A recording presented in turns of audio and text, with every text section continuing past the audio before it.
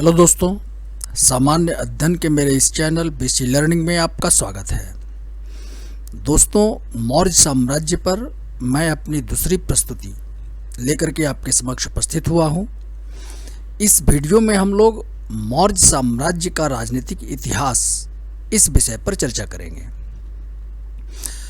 दोस्तों, सबसे पहले मैं एक बात आपसे करना चाहूँगा।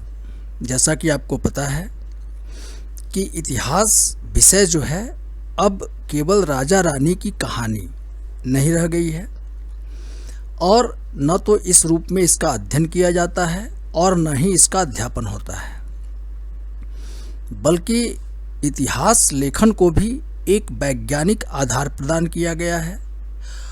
अब इतिहास विषय के अंतर्गत हम एक कालखंड का, एक विशेष अवधि के सामाजिक, राजनीतिक, आर्थिक, तकनीकी विकास, इन विषयों पर जो है सो चर्चा करते हैं। तो इस प्रकार मुख्य परीक्षाओं के दृष्टिकोण से अब मौर्य साम्राज्य का राजनीतिक इतिहास उतना महत्वपूर्ण नहीं रह गया है, लेकिन प्रारंभिक परीक्षाओं के दृष्टिकोण से यह विषय आज भी काफ़ी महत्वपूर्ण है और अनेकों प्रश्न विभिन्न प्रारंभिक प्रतियोगिता परीक्षाओं में पूछे जाते हैं। दोस्तों, इस वीडियो में मैंने मौर्य शासकों से संबंधित, उनके राजनीतिक गतिविधियों से संबंधित महत्वपूर्ण तथ्यों का समेकन करने का प्रयास किया है, जो निश्चित रूप से आपके लिए काफ़ी उपयोगी है।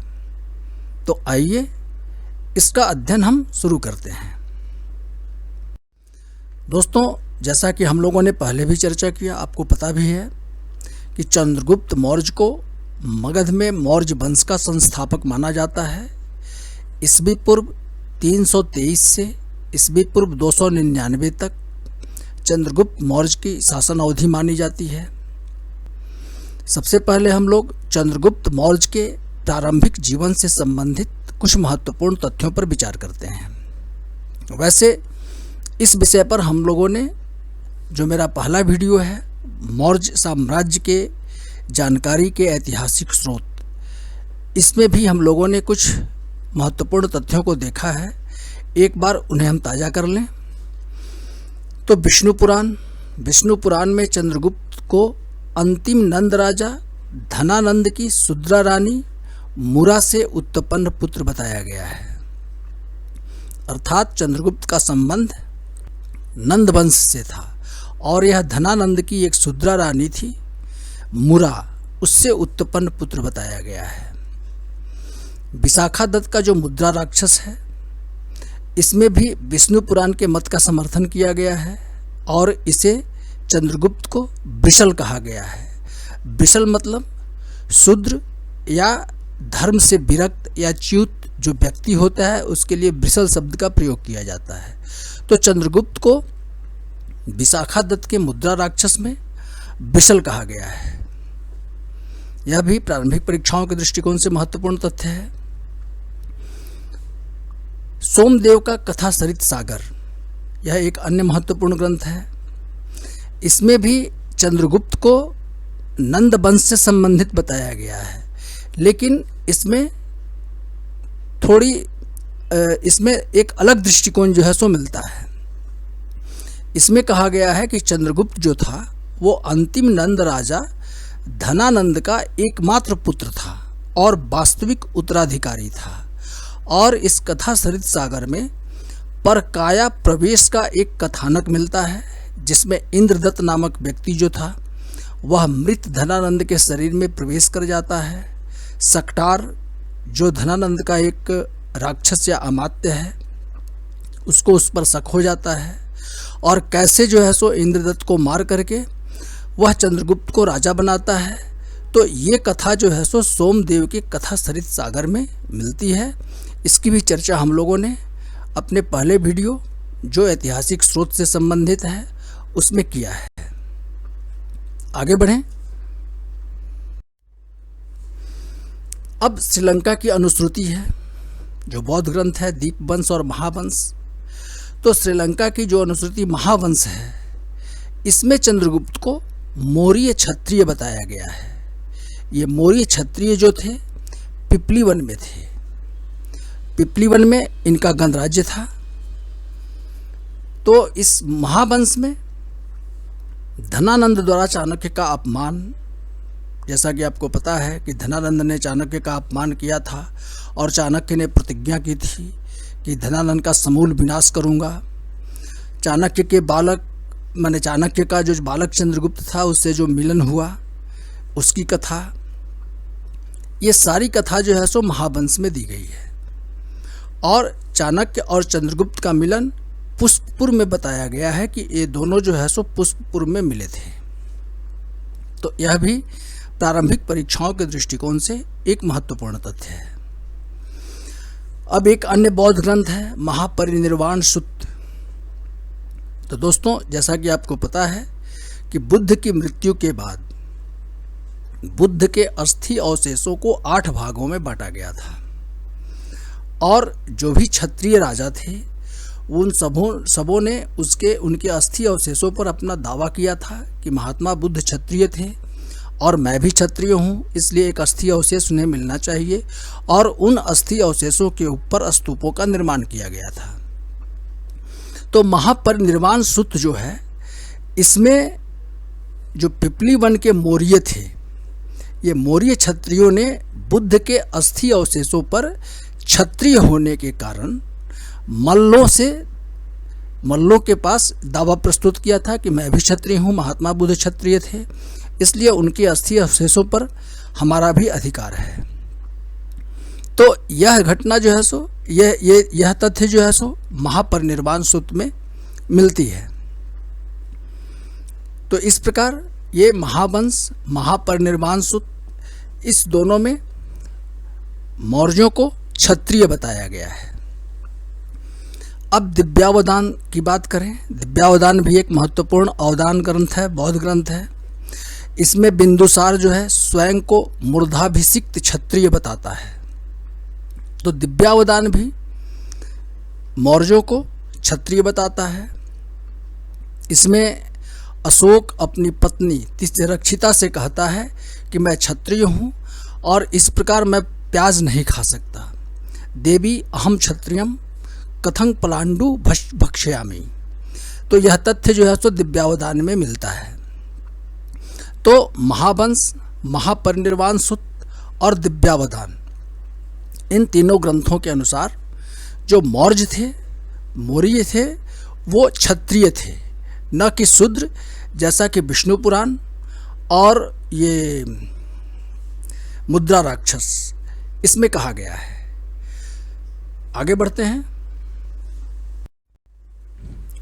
अब चंद्रगुप्त के द्वारा सत्ता की प्राप्ति और साम्राज्य का विस्तार। तो इस विषय पर थोड़ा हम लोग देखें इस विषय को। तो दोस्तों, नंदों के काल में मगध साम्राज्य का जो शासन था वह काफ़ी विस्तृत हो चुका था। पश्चिम में गंगा नदी तक, उत्तर में हिमालय पर्वत तक और दक्षिण में विंध्य पर्वत तक नंदों ने अपने साम्राज्य का विस्तार कर लिया था।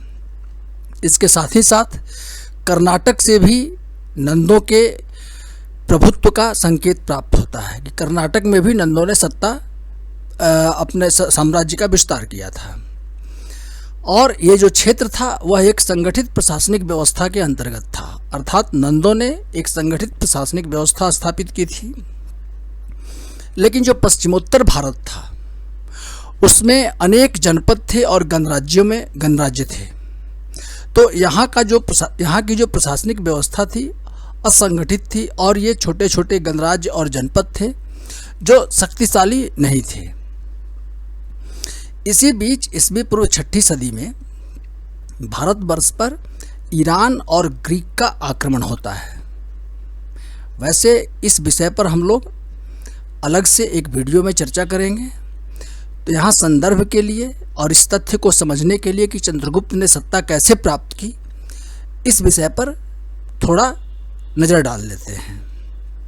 तो दोस्तों, ईस्वी पूर्व 6ठी सदी में मैंने 521 ईस्वी पूर्व 521 से 485 में ईरान का हकमनी शासक दारा या डेरियस प्रथम और बाद में उसका पुत्र जो था, इन दोनों ने हिंदुकुश पर्वतमाला को पार करके गांधार और सिंध के प्रदेशों को अपने अधिकार में कर लिया था। यह तथ्य आप समझिए।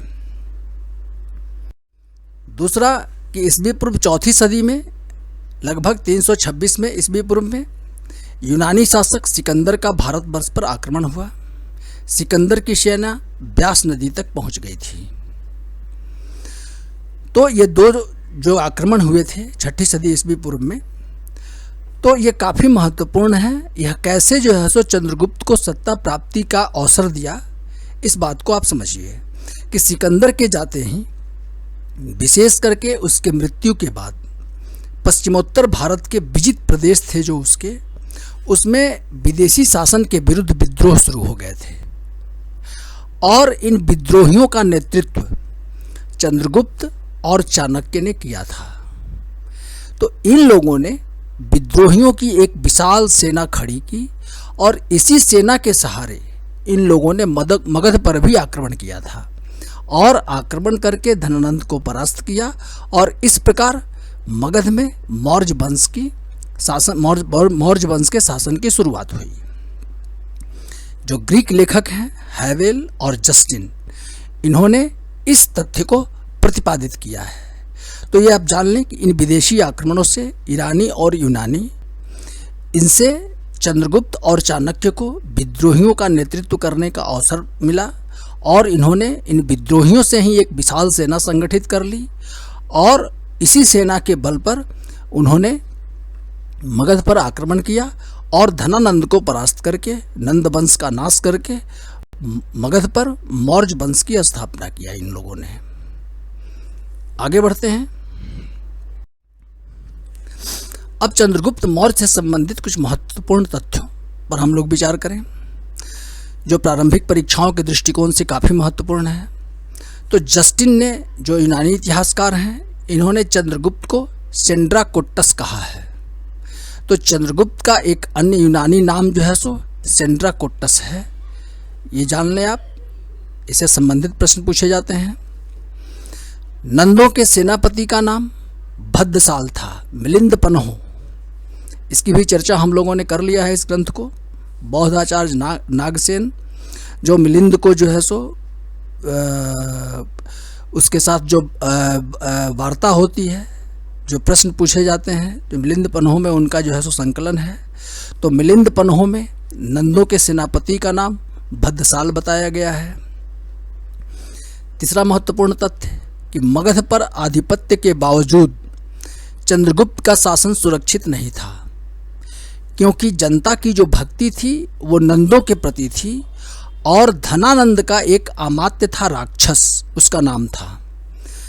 तो यह जो राक्षस था वो चाहता था कि पुनः मगध पर नंद वंश का शासन स्थापित हो जाए।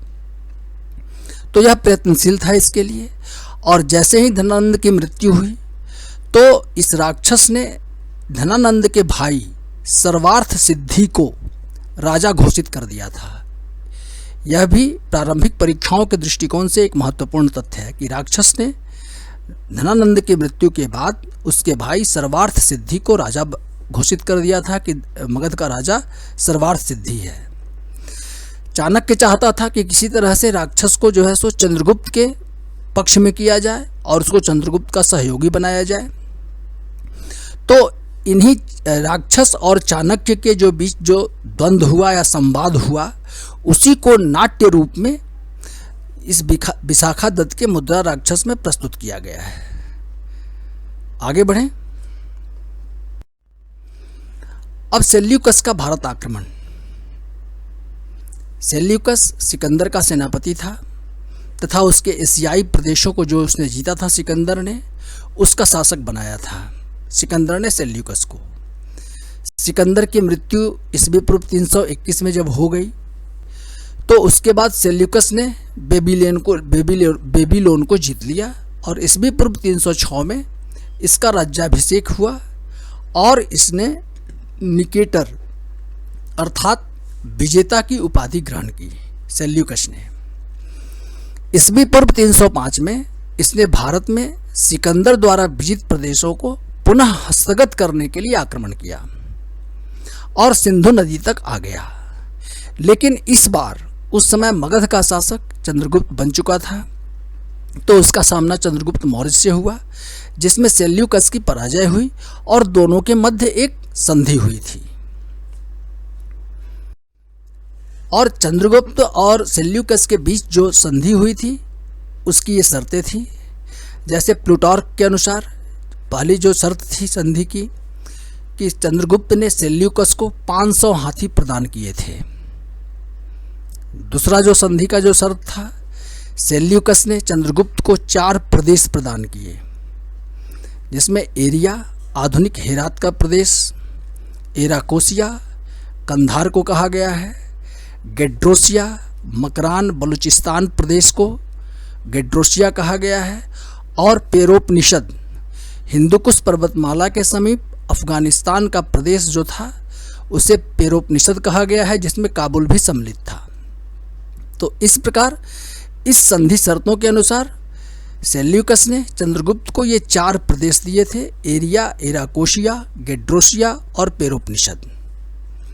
तो इस प्रकार मौर्य साम्राज्य की सीमा हिंदुकुश पर्वतमाला तक विस्तृत हो गई थी। एक तीसरी संधि शर्त भी थी कि सेल्यूकस ने अपनी पुत्री हेलन का विवाह जो है वह चंद्रगुप्त से किया था, और इस विवाह की जानकारी एप्पेन जो यूनानी इतिहासकार है उसकी रचनाओं में मिलता है। उसने विवरण दिया है कि सेल्यूकस ने अपनी पुत्री हेलन का विवाह चंद्रगुप्त से किया था। दोस्तों, ये प्रारंभिक परीक्षाओं के दृष्टिकोण से महत्वपूर्ण तथ्य हैं, इसका आप सावधानी से अध्ययन कर लें। आगे बढ़ें।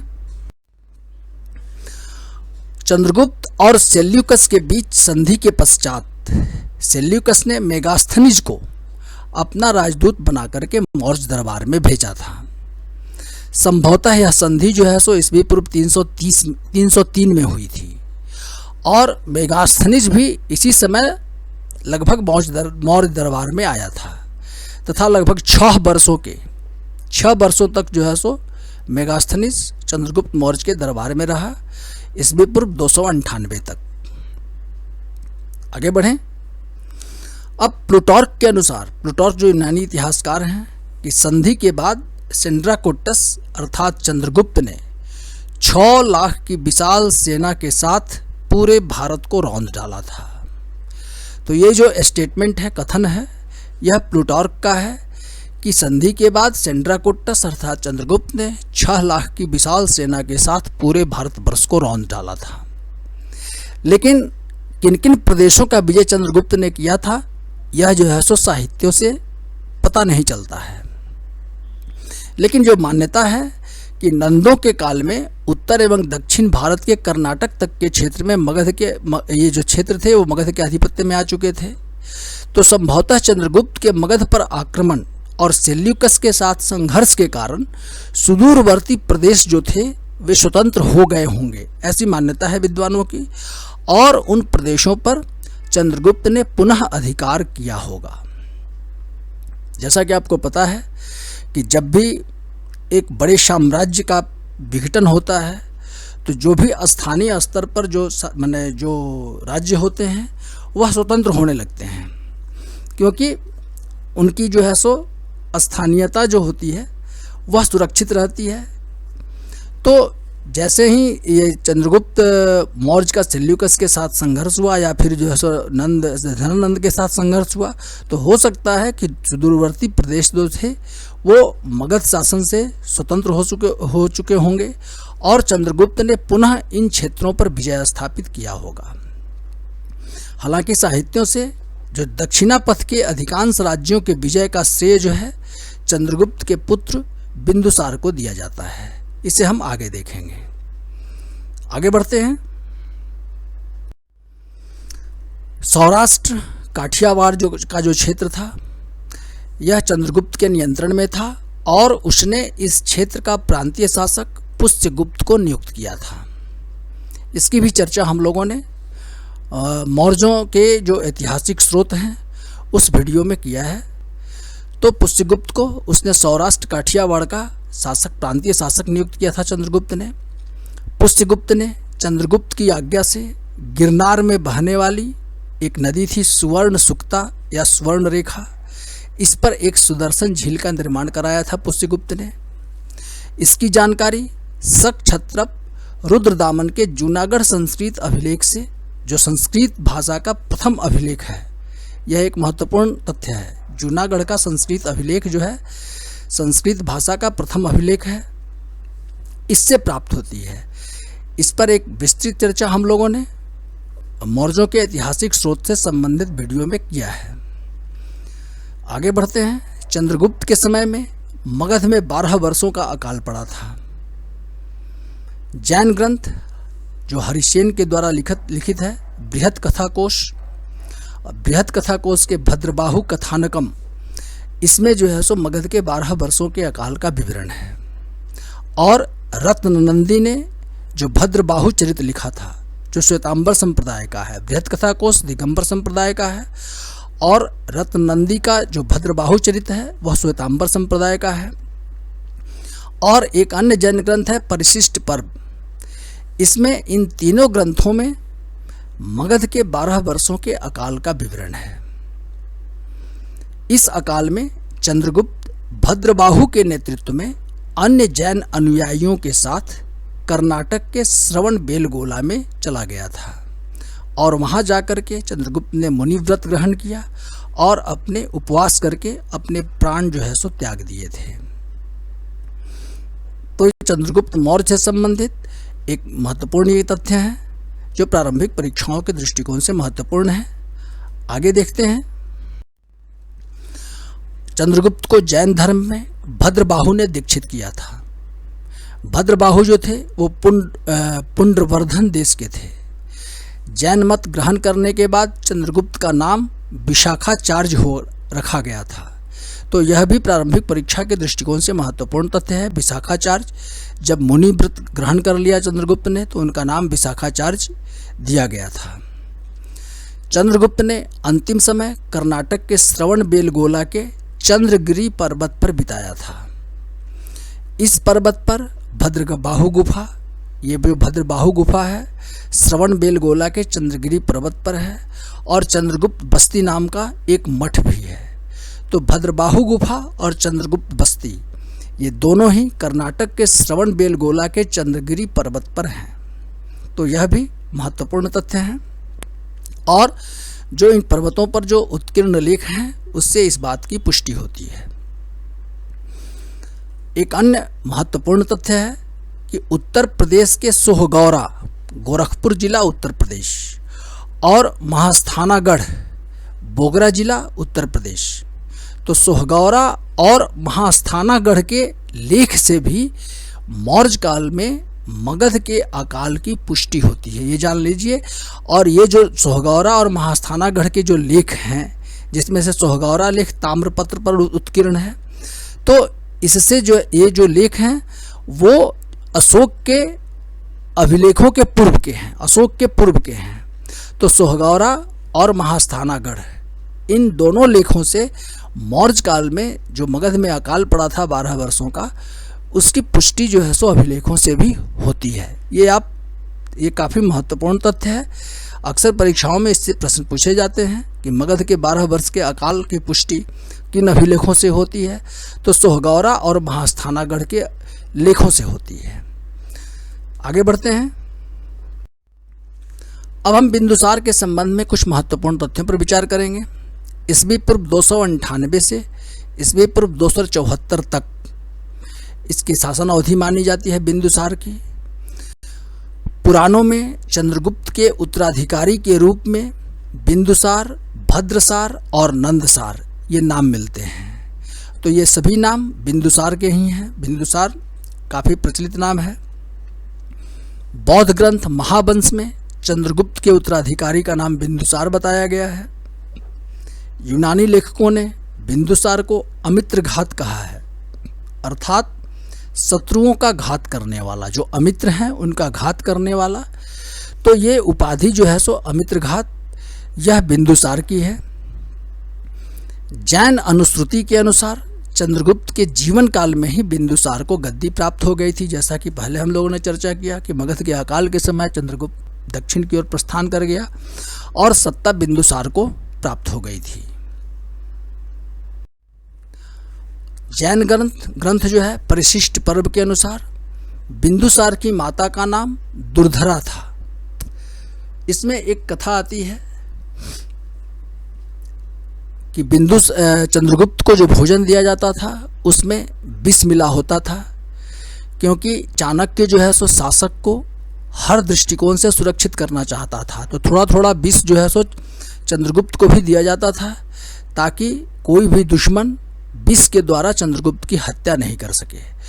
तो जो भोजन चंद्रगुप्त के लिए आया था, तो उसकी पत्नी जो थी दुर्धरा, उसने उसे खा लिया और वह मरने लगी।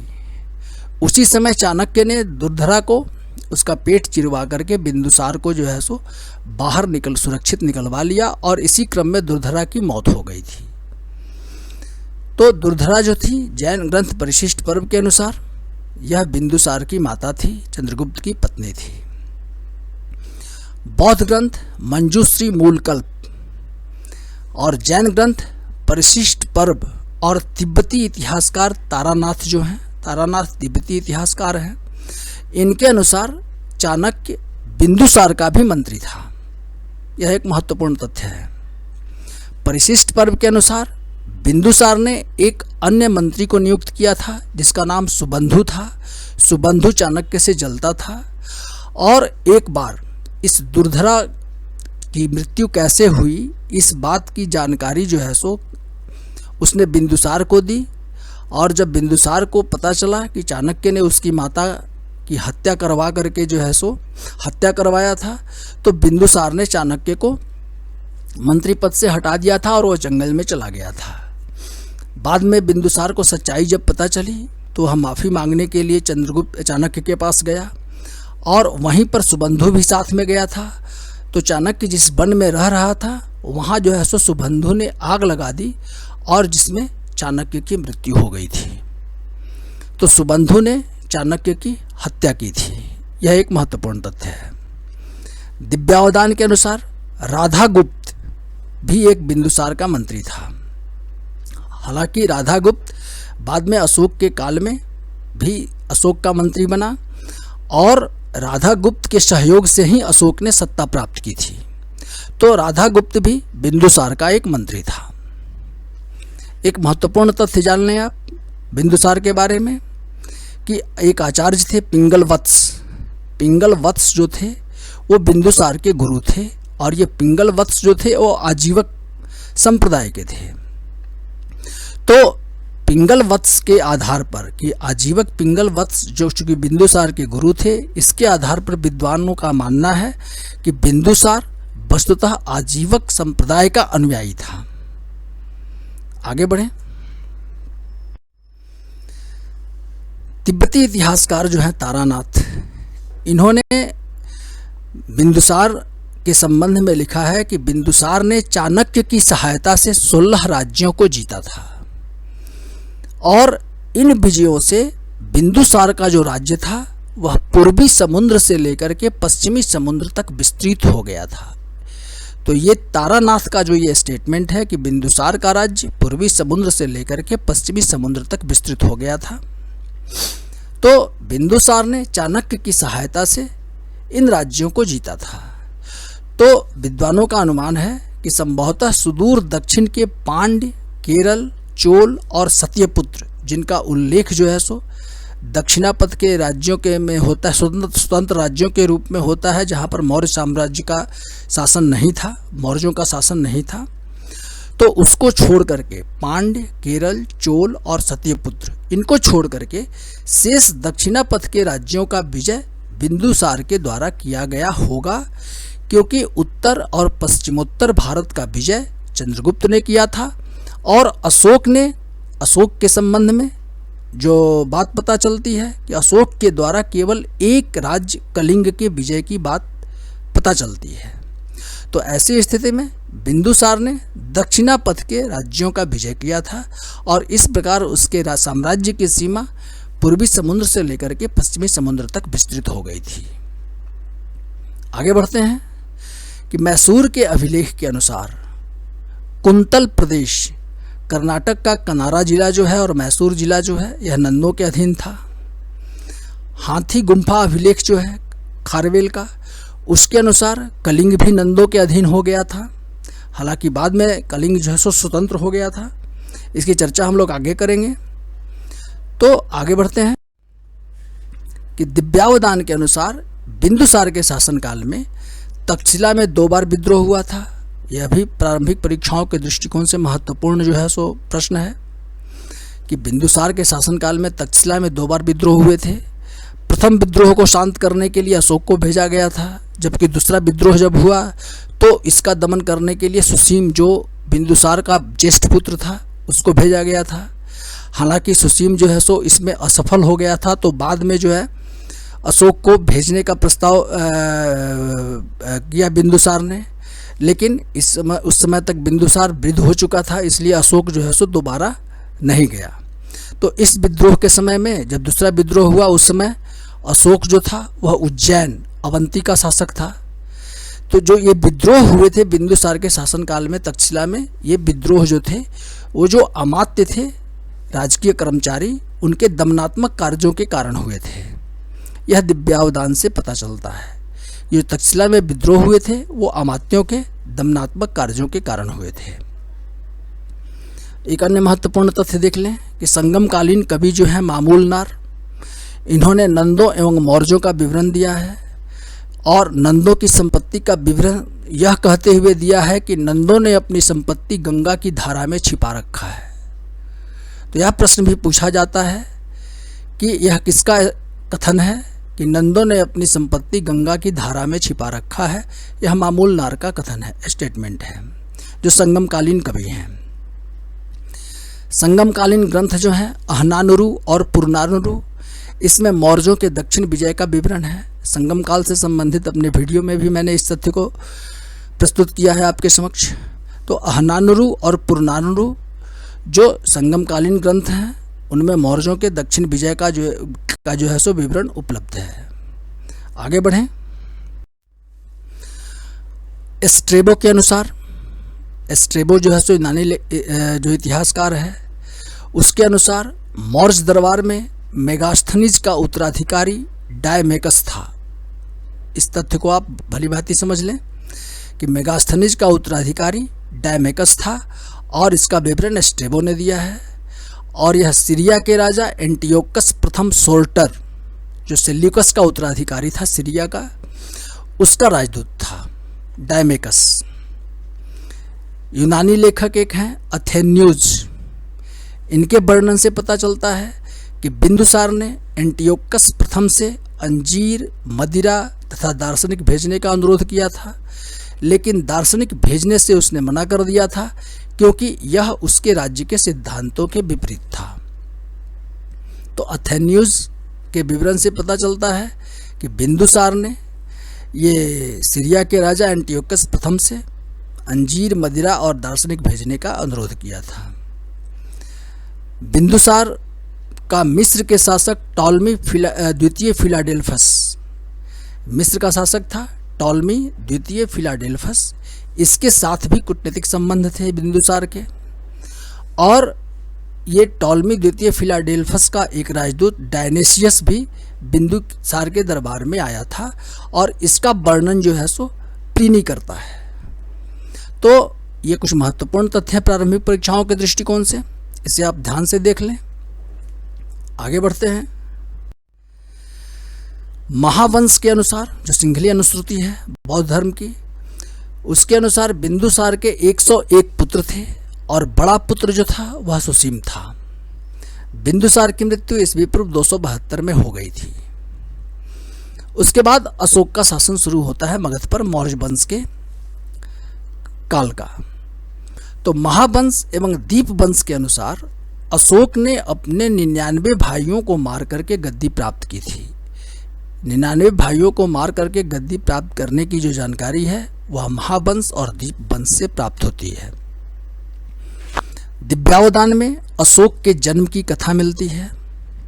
अशोक की जो माता थी वस्तुतः ब्राह्मण पुत्री थी, लेकिन बिंदुसार की अन्य रानियों के षड्यंत्र के कारण रनिवास में उससे जो है सो नाई का कार्य करवाया जा रहा था। बिंदुसार की अन्य रानियों ने उससे जलन के कारण उसको इस तरह से उसको प्रशिक्षित किया और बिंदुसार की नाई बन करके वह कार्य करने लगी। बाद में बिंदुसार को जब हकीकत पता चली तो फिर बिंदुसार ने उसके साथ संबंध बनाए और अशोक का जन्म हुआ। तो चूंकि अशोक के जन्म से उसकी माता का शोक समाप्त हुआ था, अतः इसका नाम अशोक और विगत शोक रखा गया था। तो अशोक का नाम अशोक और विगत शोक भी प्राप्त होता है। आगे बढ़ें। अच्छा, एक अन्य महत्वपूर्ण तथ्य कि अशोक के स्पर्श से सुख की प्राप्ति नहीं होती थी, अतः अशोक का एक अन्य नाम दुःस्पर्श गात्र भी कहा गया है अशोक को, कि जिसके स्पर्श से सुख की प्राप्ति नहीं होती है, दुःस्पर्श गात्र। बिंदुसार अशोक से प्रेम नहीं करता था, वह सुसीम को राजा बनाना चाहता था, लेकिन मंत्री राधागुप्त की सहायता से, जिसकी चर्चा हम लोगों ने पहले की, अशोक ने सुसीम का वध करके राजपद हस्तगत किया था। बिंदुसार ने आचार्य पिंगल वत्स जो थे, उसके गुरु बिंदुसार के जो आजीवक थे, उन्होंने कहा था कि उसके योग्य उत्तराधिकारियों का चुनाव करें, वो परीक्षा लें उनकी। तो पिंगल वत्स को यह समाधान हो गया था कि बिंदुसार का उत्तराधिकारी अशोक ही बनेगा। तो पिंगल वत्स ने बिंदुसार के पुत्रों की परीक्षा ली थी उत्तराधिकारी के चयन करने के क्रम में। बिंदुसार की मृत्यु के समय अशोक उज्जैन अर्थात अवंती का शासक था, जैसा कि हम लोगों ने पहले चर्चा किया। उज्जैन का शासक अथवा कुमार रहते हुए अशोक का परिचय विदिशा की एक श्रेष्ठी थे, उनकी एक कन्या थी देवी, उससे संपर्क हुआ इसका, और अशोक ने इस देवी से शादी किया। और शादी के उपरांत अशोक को जो है सो महेंद्र और संघमित्रा, महेंद्र पुत्र और संघमित्रा पुत्री प्राप्त हुए थे, जिसे बाद में अशोक ने इन दोनों को श्रीलंका में बौद्ध धर्म के प्रचार के लिए भेजा था। आगे बढ़ते हैं। तो महेंद्र और संघमित्रा की माता का नाम देवी था, जो उज्जैन के एक श्रेष्ठी की कन्या थी। आगे बढ़ते हैं। अशोक के द्वारा पाटलिपुत्र पर अधिकार करने, एक महत्वपूर्ण तथ्य है, इसे आप देखें कि अशोक द्वारा पाटलिपुत्र पर अधिकार करने और इसके राज्याभिषेक होने के बीच 4 वर्ष का अंतर है। यह प्रश्न भी पूछा जाता है परीक्षाओं में। यह इस तथ्य का परिचायक है कि बिंदुसार की मृत्यु के बाद उसके पुत्रों के बीच संघर्ष हुआ था और अंततः अशोक को विजय प्राप्त हुई थी। इसी कारण बिंदुसार की मृत्यु के बाद पाटलिपुत्र पर जब अशोक ने अधिकार कर लिया, तो फिर भी उसके राज्याभिषेक होने में 4 वर्ष लगे थे। 4 वर्ष के बाद ही अशोक का राज्याभिषेक हो पाया था। चाहे बिंदुसार के जितने भी पुत्र हों, उसने 99 भाइयों का कत्ल किया हो या न किया हो, विद्वानों की मान्यता है कि यह 4 वर्ष का जो अंतर है, इन्हीं संघर्षों के कारण यह विलंब हुआ होगा। अन्य महत्वपूर्ण तथ्य कि राज्याभिषेक के 8 वर्ष पश्चात अशोक ने कलिंग पर आक्रमण किया था।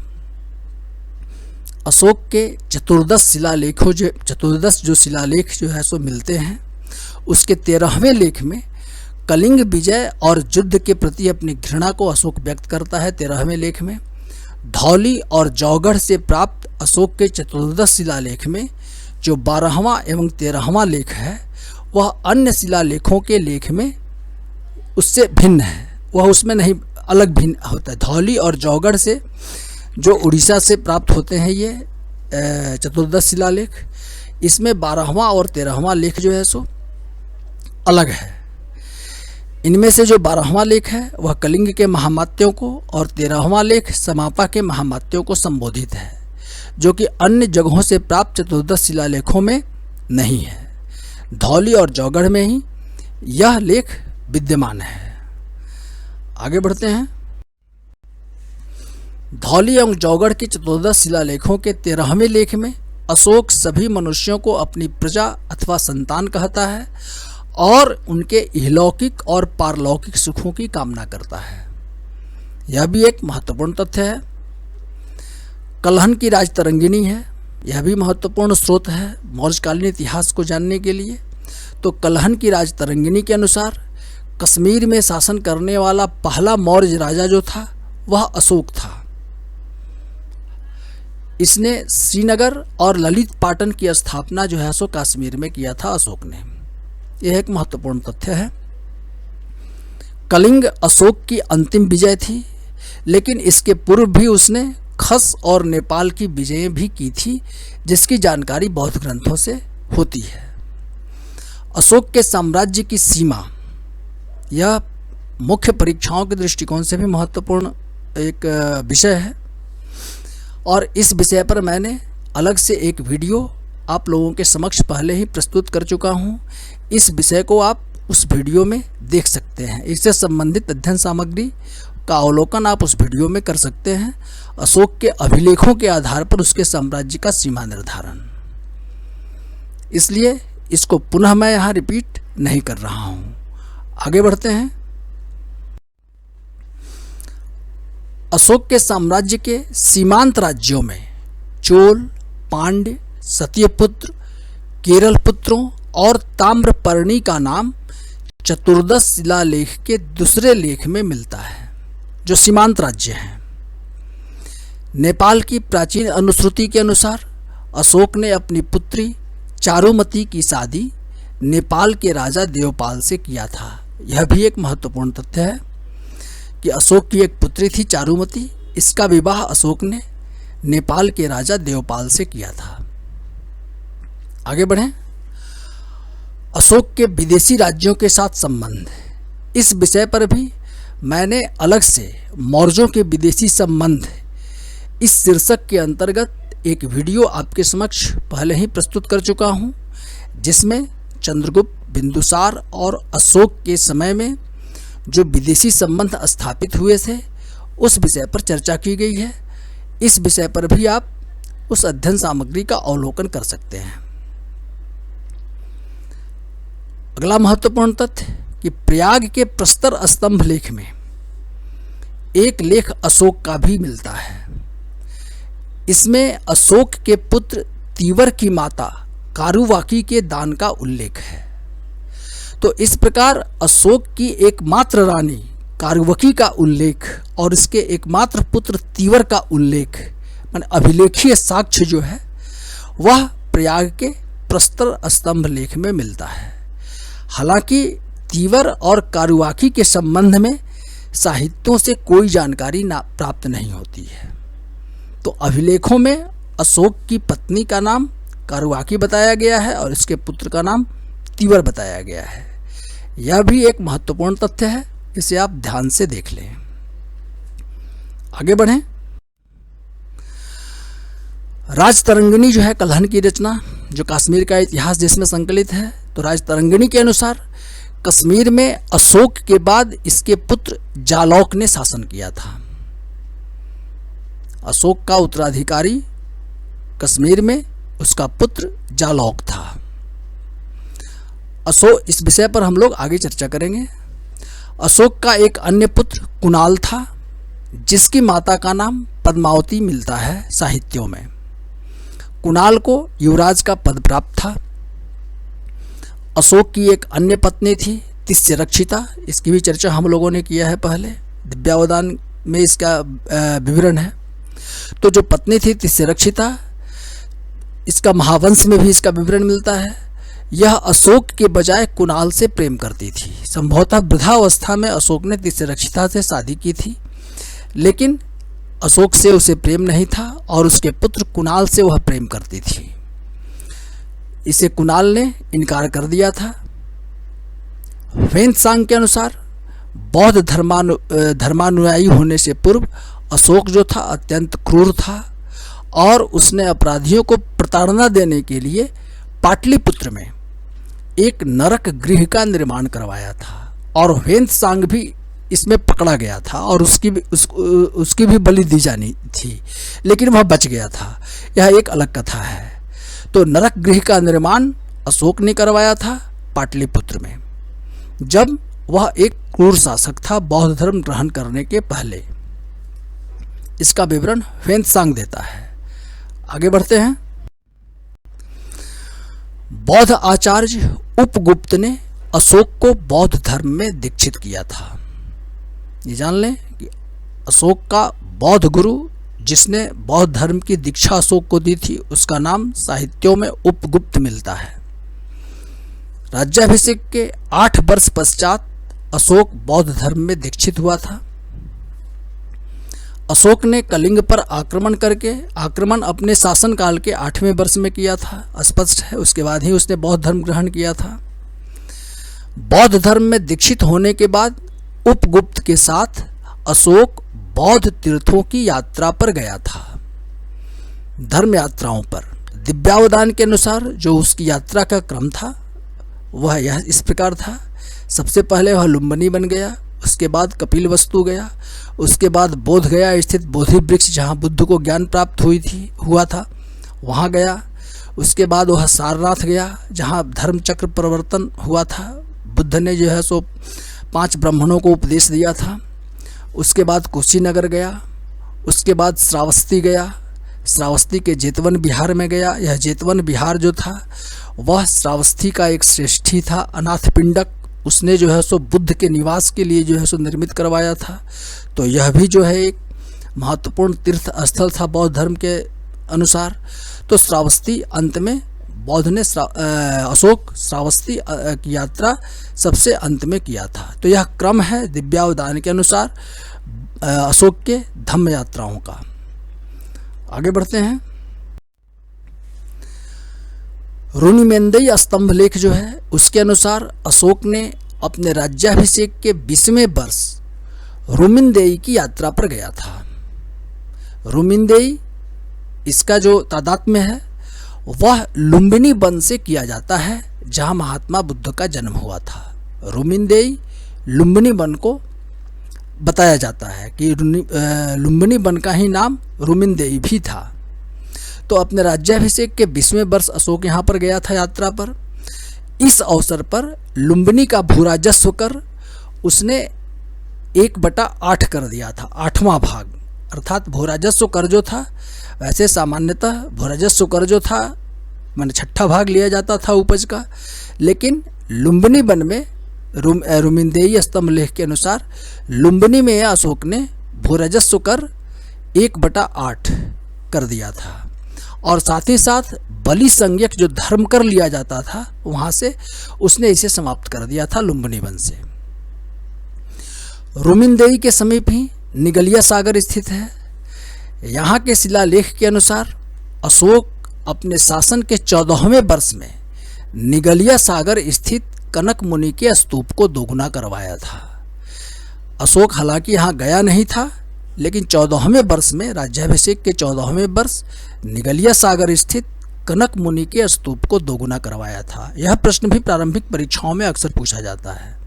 ये इसे आप ध्यान से देख लें।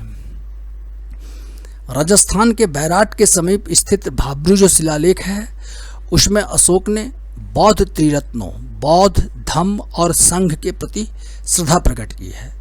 दोस्तों, अशोक के धम्म के स्वरूप, धम्म की विषय वस्तु, इस विषय पर भी मैं एक वीडियो में अध्ययन सामग्री आपके समक्ष प्रस्तुत कर चुका हूं। आप उनका अवलोकन कर सकते हैं।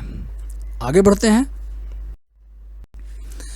सारनाथ, प्रयाग और सांची के प्रस्तर स्तंभों के लेखों में क्रमशः पाटलिपुत्र, कौशाम्बी और संभवतः उज्जैन के महामात्रों को संघ में फूट को नियंत्रित करने का निर्देश देता है अशोक।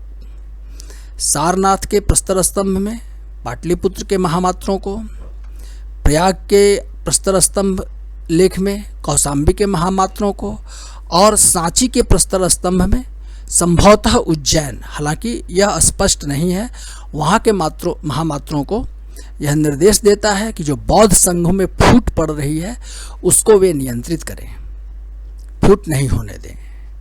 यह भी एक महत्वपूर्ण तथ्य है। अशोक के शासनकाल में पाटलिपुत्र के अशोकाराम में तृतीय बौद्ध संगति का आयोजन अशोक ने करवाया था, जिसकी अध्यक्षता मोगलीपुत्र तिष्य ने किया था। हालांकि अध्यक्ष का नाम जो है सो कुछ ग्रंथों में उपगुप्त कहा गया है। तो मोगलीपुत्र तिष्य और उपगुप्त दोनों को एक ही व्यक्ति विद्वानों ने माना है कि मोगलीपुत्र तीस्य और उपगुप्त जिन्होंने अशोक को जो है सो बौद्ध धर्म में दीक्षित किया था, दोनों एक ही व्यक्ति थे। अशोक ने प्रत्यंत देशों में धर्म प्रचार के प्रयोजन से अंत महामात्रों की नियुक्ति की थी। जो अशोक की सीमा के बाहर जो स्वतंत्र राष्ट्र थे, उसमें जो है सो धर्म प्रचार के लिए अंत महामात्रों को नियुक्त किया था और देश के अंदर उसने धम्म महामात्रों की नियुक्ति की थी। आगे बढ़ें। अशोक ने बिहार के गया की बराबर पहाड़ियों में 4 गुफाएं निर्मित करवाई थी। ये 4 गुफाएं थी कर्ण, चौपाल, सुदामा तथा विश्व झोपड़ी, और इन गुफाओं को अशोक ने आजीविकों को दान में दिया था। तो बराबर की पहाड़ी ये बिहार के गया जिले में है। यहाँ अशोक ने जो है सो बराबर पहाड़ी में 4 गुफाएं बनवाई थी और इसे आजीविकों को दान में दिया था। आगे बढ़ें। अब अशोक के उत्तराधिकारियों के संबंध में हम लोग चर्चा कर लें। वैसे राजनीतिक दृष्टिकोण से इनका इतिहास उतना महत्वपूर्ण नहीं है, फिर भी इनसे संबंधित कुछ महत्वपूर्ण तथ्य हैं जो अक्सर परीक्षाओं में पूछे जाते हैं, प्रारंभिक परीक्षाओं में, उन पर एक नज़र डाल लेते हैं। तो अशोक के उत्तराधिकारी के रूप में पहला जो है सो सुयश कुणाल, वैसे इसमें काफ़ी मतभेद है, लेकिन सुयश कुणाल को माना जाता है। कुणाल जो था अशोक का उत्तराधिकारी था। ईस्वी पूर्व 238 से ईस्वी पूर्व 231 में इसने शासन किया। सभी पुराणों में मौर्य वंश के शासकों का कुल शासन 137 वर्ष बताया गया है। यह भी एक महत्वपूर्ण तथ्य है कि मौर्य शासकों ने कुल 137 वर्ष तक जो है सो मगध पर शासन किया था, 137 ईयर्स। पर शासकों की संख्या जो है सो भिन्न भिन्न पुराणों में अलग अलग बताई गई है। तो बहुमान्य विचारधारा के अनुसार अशोक का जो उत्तराधिकारी था उसका पुत्र कुणाल था, जिसकी आंखें काफ़ी सुंदर थी। तो किस मौर्य शासक की आंखें काफ़ी सुंदर थी? तो कुणाल का था। जैसा कि हम लोगों ने पहले चर्चा किया कि अशोक की एक पत्नी थी तिस्रक्षिता। इसके प्रेम वो जो है सो कुणाल से प्रेम करती थी। तो तिस्रक्षिता के प्रेम संबंधों को नकार देने के कारण तिस्रक्षिता जो है सो इसकी विरोधी हो गई थी और इसने एक राजकीय संदेश जारी करवाया कि कुणाल की आंखें जो है सो निकलवा दी जाए। तो राजकीय संदेश का मान रखने के लिए कुणाल ने अपनी आंखें स्वयं ही निकाल दी थी। अतः एकमात्र अंधा मौर्य शासक कौन था? वह कुणाल था। इसे आप जान लें, प्रारंभिक परीक्षाओं के दृष्टिकोण से एक महत्वपूर्ण तथ्य है। आगे बढ़ते हैं। अशोक का एक अन्य पुत्र कुस्तन, इसका नाम साहित्यों में मिलता है। इसने खोतान में भारतीय उपनिवेश बसाया था। तो खोतान में भारतीय उपनिवेश बसाने का श्रेय अशोक के एक पुत्र कुस्तन को दिया गया है साहित्यों में। कुणाल के शासनकाल में मगध साम्राज्य खंडित होने लगा था। कलहन की राज तरंगिणी में जैसा कि हम लोगों ने पहले चर्चा किया कि अशोक के एक पुत्र जालौक ने कश्मीर में स्वतंत्र राज्य की स्थापना की। तो संभवतः ये मौर्य साम्राज्य के विघटन के काल में जो ये अशोक के जो पुत्र थे वो जो है सो भिन्न भिन्न क्षेत्रों में स्वतंत्र राज्यों की स्थापना कर लिए थे। तो इसी क्रम में जालौक था, उसने जो है सो कश्मीर में एक स्वतंत्र राज्य की स्थापना किया। आंध्र में सिमुक ने सातवाहन वंश की स्थापना की। इसकी चर्चा भी हम लोग एक अलग वीडियो में करेंगे। अशोक का एकमात्र पुत्र और पत्नी जिसका नाम अशोक के अभिलेखों में आता है, वह पुत्र जो है सो तीवर है और पत्नी कारुवकी है। इसकी भी चर्चा हम लोग ऑलरेडी कर चुके हैं पहले। इनका नाम साहित्यों में नहीं मिलता है। कुणाल के पुत्र संप्रति को साहित्यों में युवराज बताया गया है और ऐसी मान्यता है कि संभवतः अशोक के शासनकाल में भी युवराज पद पर संप्रति आसीन था। अर्थात युवराज पद जो है सो अशोक के काल में भी संप्रति को प्रदान किया गया था। और दिव्यावदान के अनुसार इसने अशोक को बौद्ध संघों को दिए जाने वाले दान पर रोक लगा दी थी। एक कथा दिव्यावदान में आती है कि अशोक बौद्ध संघों को दान देना चाहता था, लेकिन जब यह बात युवराज संप्रति को पता चली तो उसने जो है सो इस पर रोक लगा दी थी। आगे बढ़ते हैं। अब कुणाल के बाद जो है सो दशरथ मौर्य शासक हुआ। दशरथ का एक नाम बंधुपालित या विशेषण बंधुपालित मिलता है साहित्यों में, अर्थात बंधु के द्वारा पाला पोषा गया। तो इसका कारण यह है कि दशरथ भी कुणाल का पुत्र था और संप्रति भी कुणाल का पुत्र था। तो दशरथ के काल में भी संप्रति जो था वह युवराज पद पर आसीन था। इससे पता चलता है कि संप्रति जो था वह काफ़ी कुशल शासक था और वह युवराज पद पर उसे बनाया गया था। तो मुख्य शासक संप्रति ही था और नाम मात्र का शासक दशरथ था। तो दशरथ को बंधुपालित संभवतः इसीलिए कहा गया है कि संप्रति ही युवराज पद पर आसीन था और शासन का कार्य अनुभवी युवराज द्वारा किया जा रहा था, इसीलिए दशरथ को बंधुपालित कहा गया है। दशरथ के 3 गुहालेख प्राप्त होते हैं। गुफाओं का इसने भी जो है सो निर्माण कराया था 3, और ये भी बिहार के गया के नागार्जुनी पहाड़ी पर इसने 3 गुफाओं का निर्माण कराया और इसने इसे आजीविकों को प्रदान किया। इसकी उपाधि भी इसने भी देवानाम प्रिय उपाधि धारण किया, जैसा कि अशोक ने किया था। तो दशरथ की उपाधि भी देवानाम प्रिय है, यह भी एक महत्वपूर्ण तथ्य है। दशरथ के शासनकाल में कलिंग में एलवंशी राजा जो थे वह महामेघवाहन, इन्होंने स्वतंत्र कलिंग राज्य की स्थापना की थी और इनकी ही 3री पीढ़ी का जो शासक था कलिंग का खारवेल था, जिसका हाथी गुम्फा अभिलेख है। इसकी भी चर्चा हम लोग पहले कर चुके हैं। तो आगे बढ़ें।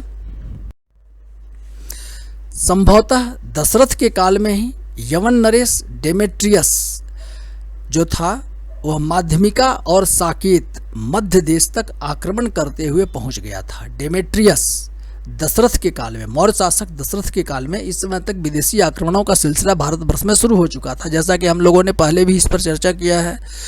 और देवानाम प्रिय उपाधि को मूर्खों की उपाधि, धम्म विजय की नीति को जो है सो मूर्खों की नीति बताया गया है। तो उस समय डेमेट्रियस जो है सो माध्यमिका और साकेत मध्य देश तक आक्रमण करते हुए पहुंच गया था, जिसका उल्लेख पतंजलि के महाभाष्य में मिलता है। पतंजलि पुष्यमित्र शुंग के समकालीन थे। दशरथ के बाद संप्रति जो युवराज पद पर था वह खुद जो है सो शासक बन गया। इसका एक अन्य जो है सो विशेषण इंद्रपालित भी मिलता है। ईस्वी पूर्व 223 से 215 ईस्वी पूर्व में इसने शासन किया। संप्रति का महत्व जैन इतिहास में वही है जो बौद्ध इतिहास में अशोक का है, अर्थात बौद्ध धर्म के प्रचार प्रसार के लिए, विकास के लिए अशोक ने जो कार्य किया था वही जैन धर्म के प्रचार प्रसार के लिए संप्रति ने किया था। तो संप्रति का महत्व जैन इतिहास में वही है जो बौद्ध इतिहास में अशोक का है। जैन ग्रंथों के अनुसार संप्रति को मौर्य शासकों में सबसे उत्कृष्ट शासक बताया गया है। आगे बढ़ें कि संप्रति को जैन धर्म में जैन आचार्य सुहस्ती ने दीक्षित किया था। मतलब संप्रति का जो जैन गुरु था जिसने जैन धर्म में दीक्षित किया था संप्रति को, उनका नाम सुहस्ती मिलता है साहित्यों में। आगे बढ़ें। पौराणिक अनुश्रुतियों के अनुसार संप्रति के बाद मौर्य वंश के शासकों का क्रम जो था वह था, पहला शालिशुक हुआ, उसके बाद देववर्मा हुआ, उसके बाद शतधन्वा हुआ और अंतिम मौर्य शासक जो था वह बृहद्रथ था। बृहद्रथ मौर्य वंश का अंतिम शासक था, जिसकी हत्या उसके ब्राह्मण सेनापति पुष्यमित्र शुंग के द्वारा ईस्वी पूर्व 184 में की गई थी और अंततः पुष्यमित्र ने मगध में शुंग वंश की नींव डाली। इसके बाद का राजनीतिक इतिहास हम लोग एक अलग वीडियो में चर्चा करेंगे इस पर। इस वीडियो में बस इतना ही। दोस्तों, मौर्यकालीन सामाजिक, राजनीतिक, धार्मिक अवस्था पर मैं अपनी अगली प्रस्तुति आपके समक्ष शीघ्र ही प्रस्तुत करूंगा। दोस्तों, यदि मेरी यह प्रस्तुति आपको उपयोगी लगी है तो कृपया मेरे इस वीडियो को लाइक करें और प्लीज़ मेरे इस चैनल को सब्सक्राइब करने में कंजूसी ना करें। धन्यवाद।